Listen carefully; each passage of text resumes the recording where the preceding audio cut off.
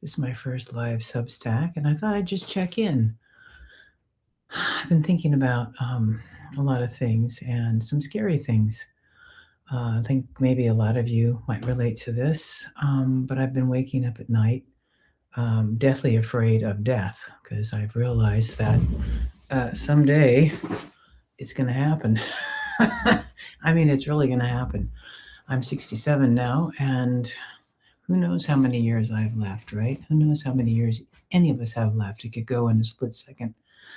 But how do you want to spend your time? How do I want to spend my last several years? And I've been in a career shift, not really a career shift, but a shift from how I used to do things to how I need to figure out to do things. And I realized that in my blood since I was a kid was a push, shove, get it done, go, go, go, catch the dream, catch the wave, become famous, do all these things. And now that that's kind of gone out of me, it's still in my bones. So there's something in me that feels that it's wrong, that I'm not pursuing something big time, that I don't know how to settle into a normal life. I have always lived a normal life, but I've always been out there, going for the big time with the songs and the writing and the performances and the touring and just always out there. And it's painful to realize that out there doesn't exist. At first it's painful. There's a kind of a peace to it on one side, and then there's a pain on the other, because you have to really let go. You have to accept what is. And accepting what is really coming front and center for me these days. Writing songs. We have 2 new songs. We're meeting with the guys for this week to start rehearsing them for the songs to go into the studio, and excited about that. But then where does that go? Because in the past, it would go to my distribution company. We'd press a record, we'd have 12 songs instead of just 2. Now I'm going to release singles. And there'd be some sort of touring going on and shows, and there's shows, but they're sparse, So life has come down to, yes, I have to keep writing songs, and I have to keep writing poetry and prose, and I may even write a book. I've been toying with the idea of writing a book. But I have had a lot of ideas in the last 6 months since we got back to Washington from North Carolina, and I just have been spinning out, not quite knowing how to settle into this new groove of existence, because it is a new groove of existence at this point in time. I'm not going to be living out there anymore, and it's exciting to live out there, to fantasize about what might happen in the future. That I can't do that anymore because I don't know what's going to happen in the future. I want to get excited, though, about continuing to release songs, which I am.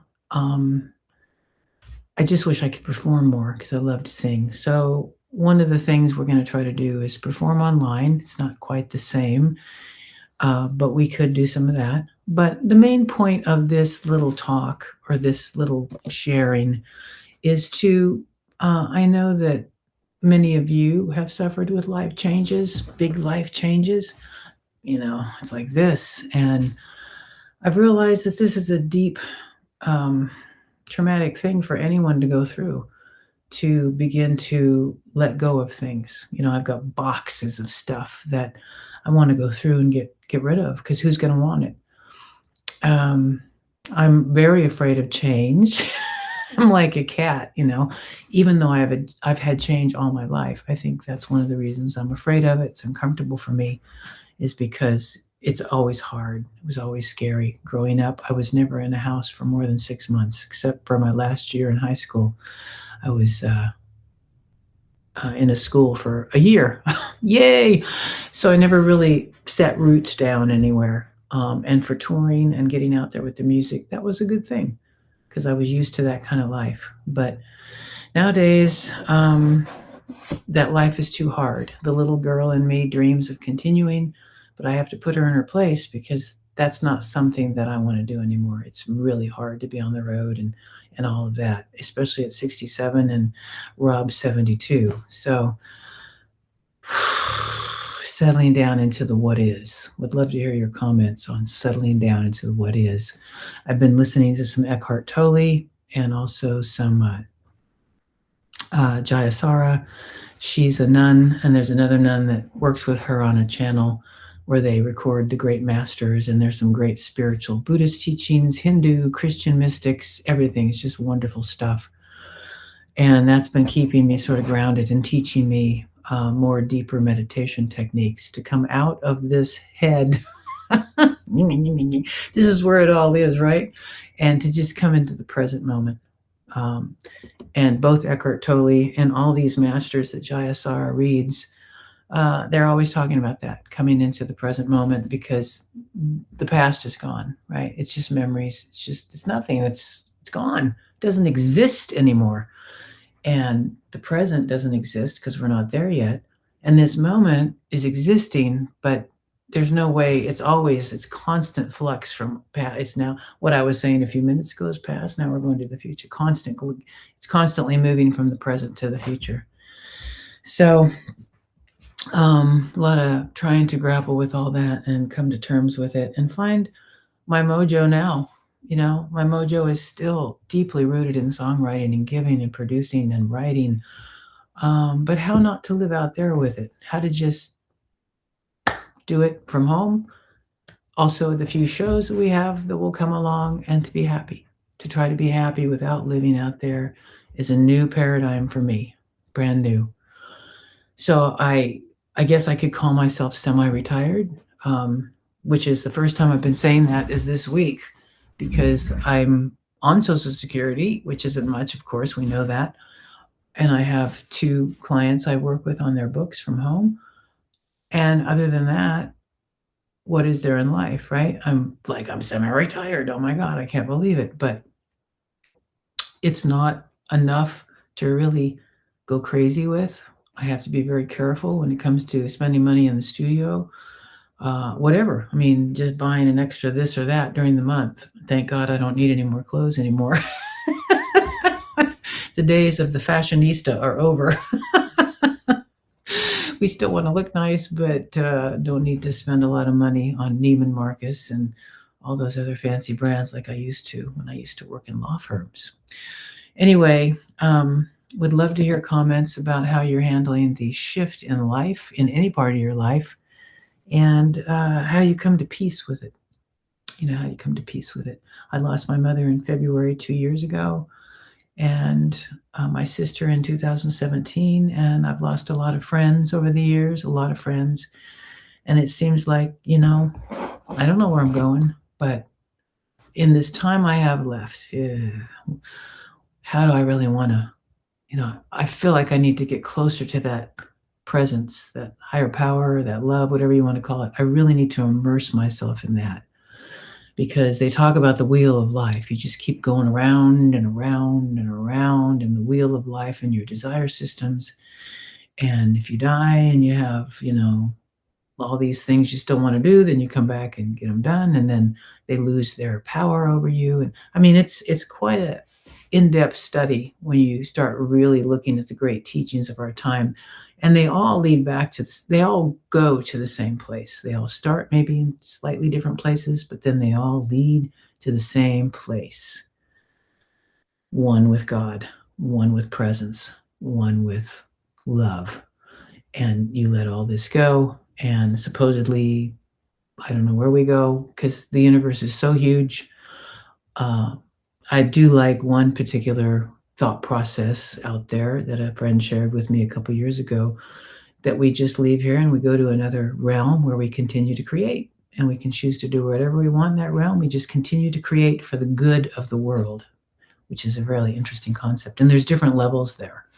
There's the lower levels where people that were here and very dark and evil, they go to a really dark realm and they have a chance to really clean up their act and move up to higher realms. So I don't know. I mean, it's a fascinating topic. Where are we going? And there's no way to know. I just joined a near-death experience Facebook group, and I don't know. I don't know about some of those stories. They seem crazy, but I had kind of one. I didn't die, but I rose above my body.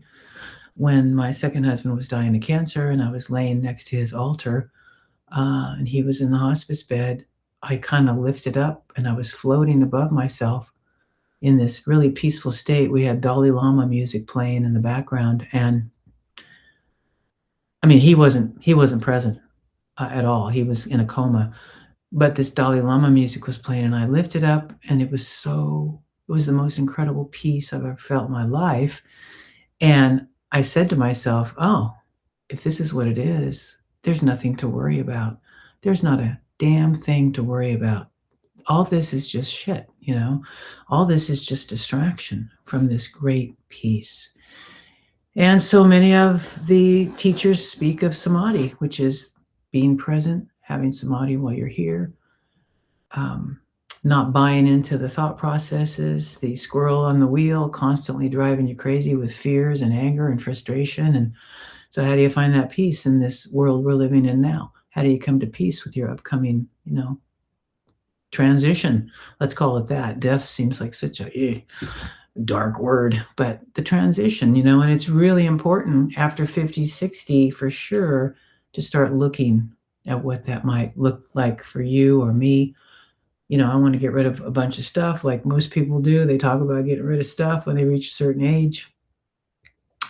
Get rid of it and get simple. I just talked to a friend yesterday who's 75, and I said, what kind of desires do you still have? And she goes, I don't want anything. I don't want anything. I'm happy. I don't need anything. She goes, I guess I'm enlightened. I just think that's great. That's great. And I got another friend that's dying. She's expecting to die any day. She calls me and she says, well, I think today's going to be the day. And then, a year later, she's still here. And another friend that's 87 as well. And he's come to peace with where he's at. He's just said, I'm satisfied with what my life has been.